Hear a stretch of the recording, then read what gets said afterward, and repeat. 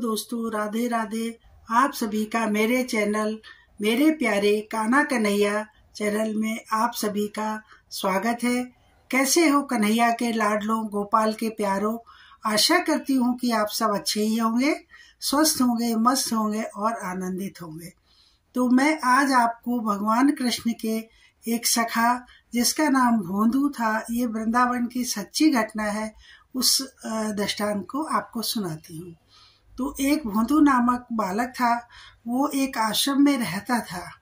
वो इतना सीधा था कि उसका नाम सबने भोंदू रख दिया। तो गुरु के आश्रम में रहता, गुरु की सेवा करता। सुबह शाम गुरु के मुख से भगवान कृष्ण की लीलाओं का वर्णन सुनता।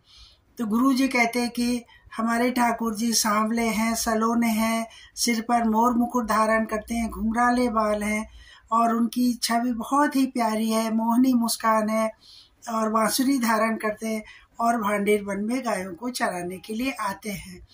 तो ये सब वो सुना करता था। वो सुबह शाम अपने गुरु की गायों को लेकर भांडेर वन चराने जाता था और खाने के लिए रोटी और अचार ले जाया करता था। एक दिन उसने सोचा कि ये ठाकुर जी तो केवल गुरु लोगों को ही दर्शन देते हैं, मैं तो ठहरा भोंदू और मुझे तो कुछ जानकारी है नहीं, ना भक्ति जानता ना तप जानता हूँ, मुझे भगवान कैसे दर्शन देंगे।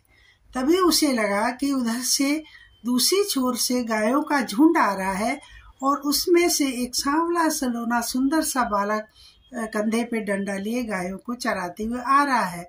जैसे ही उस बालक ने प्रवेश किया, चारों तरफ एक बहुत सुंदर सी खुशबू फैल गई और मोहनी छवि उसने देखी और घुंघरूओं की आवाज। उठ के खड़ा हुआ, देखा कौन है।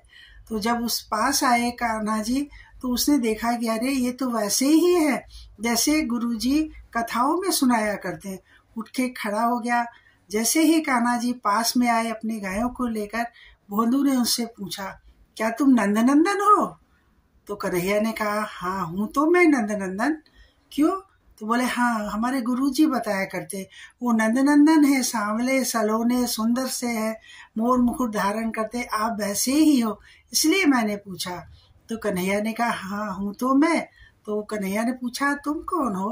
उसने बोला, अरे मैं तो भोंदू हूँ, छोटा सा अनजान बालक हूँ और मैं सिर्फ गुरु की गाय चराने आता हूँ।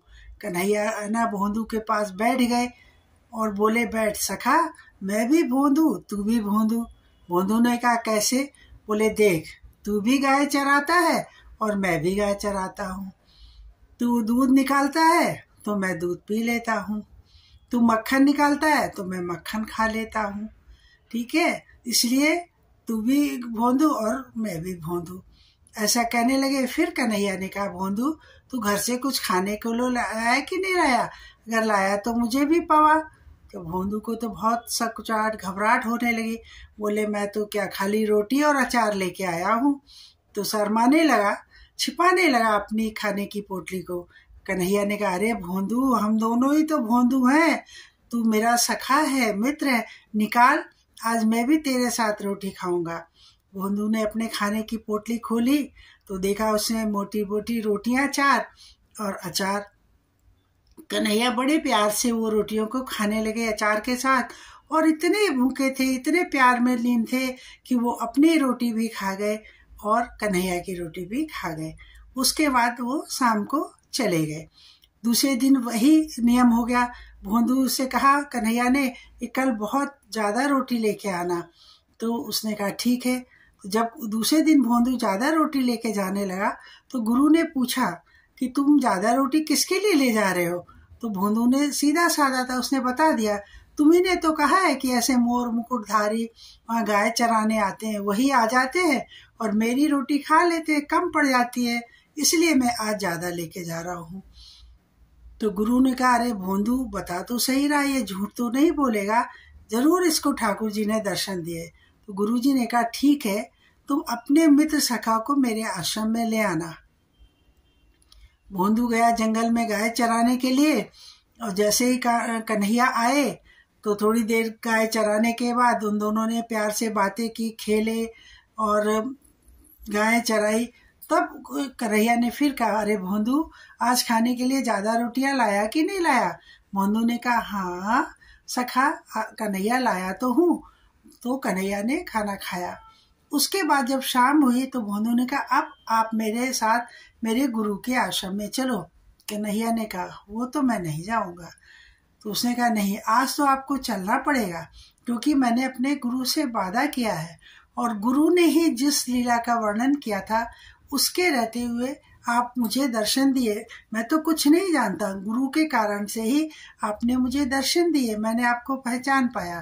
कन्हैया ने कहा, नहीं, मैं नहीं जाऊंगा, मैं तो तेरे साथ ही आऊं। तो भोंदू ने कहा, ठीक है, कल से फिर तुम यहाँ गाय चराने वन आना, क्योंकि भांडीर वन में तो मैं पहले से गाय चरा रहा हूँ, अब तुम कहीं और गाय चराने आना, अगर आए तो फिर मैं नहीं आऊंगा। कन्हैया ने कहा, कुछ भी करो, मैं गुरु के आश्रम में तो नहीं जाऊंगा। तो भोंदू नाराज होके जाने लगा। बोला, ठीक है, तुमने जितनी रोटियां खाई है वो मेरी वापस कर दो, और कल से मैं आपके साथ गाय नहीं चराने आऊंगा।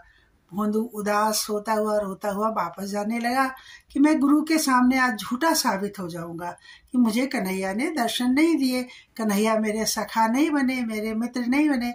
जब भोंदू जाने लगा तो कन्हैया ने पीछे से आवाज दी, भोंदू भोंदू रुक जा भोंदू। कन्हैया भी उसके प्रेम में व्याकुल हो गए।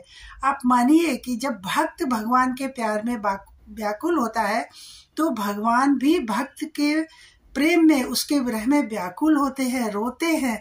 तो कन्हैया भी व्याकुल होने लगे, उनके भी आंखों से अश्रुधारा बह निकली। बोले, रुक जा भोंदू, रुक जा भोंदू। भोंदू नहीं रुका। बोले, जब तक आप मेरे साथ गुरु के आश्रम में नहीं चलोगे मैं नहीं रुकूंगा, ना आपसे बात करूंगा, मैं पीछे मुड़ के भी नहीं देखूंगा। तो भोंदू जाने लगा। जब कन्हैया के आंखों से भोंदू ओझल होने लगा तो कन्हैया ने कहा, रुक जा भोंदू, आता हूँ। कन्हैया भोंदू के पीठ पर बैठ के, भोंदू ने कंधे पर बैठा लिया कन्हैया को और दोनों हाथों से उनके पैरों को ऐसे पकड़े हुए गुरु के आश्रम में गया। गुरु जी वहां पर बैठे विश्राम कर रहे थे कथा करने के बाद। तो जैसे ही देखा कि गाय के झुंड के बीच में भोंदू आ रहा है तो गुरु को एक बहुत खुशबूदार, मतलब कन्हैया जहाँ ठाकुर प्रकट होते हैं वहाँ की तो बात ही अलग है, पूरा वातावरण खुशनुमा हो गया, एक बहुत मीठी सुगंध सी आने लगी। तो जैसे ही देखा कन्हैया पास में आए, घुंघराले केस, मतलब मधुर मुस्कान, मोहनी हंसते तो छोटे से दांत दिख रहे, कुंडल बनमाला पहने हुए। तो जैसे गुरु ने देखा वो मूर्छित होके गिर पड़े। जब भोंदू ने कहा, गुरुजी देखो, मैं आपके कन्हैया को ले आया हूँ। तो गुरुजी ने आंख खोली और भोंदू के चरणों में गिर पड़ा। कहने लगे कि हे भोंदू, तेरे कारण ही मुझे आज प्रभु के दर्शन हुए, नहीं तो इतनों दिनों से मैं ठाकुर जी की कथा कह रहा था, मुझे कभी दर्शन नहीं दिए। उसके पश्चात गुरु जी की तो मुक्ति हो ही गई। भोंदू नित्य भांडीर वन में गाय चराने जाने लगा, कन्हैया के साथ गाय चराता था।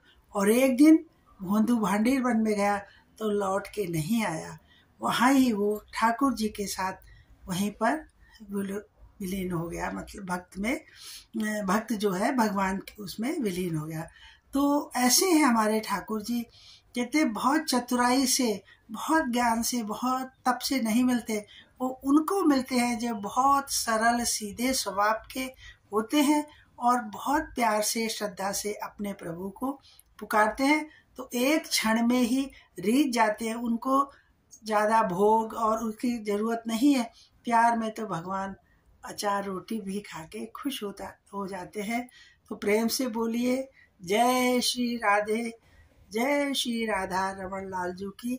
और आपको ये दृष्टांत अच्छा लगा हो तो प्लीज मेरे चैनल को लाइक करें, शेयर करें, सब्सक्राइब करें। राधे राधे, जय श्री राधे। बोल बाके।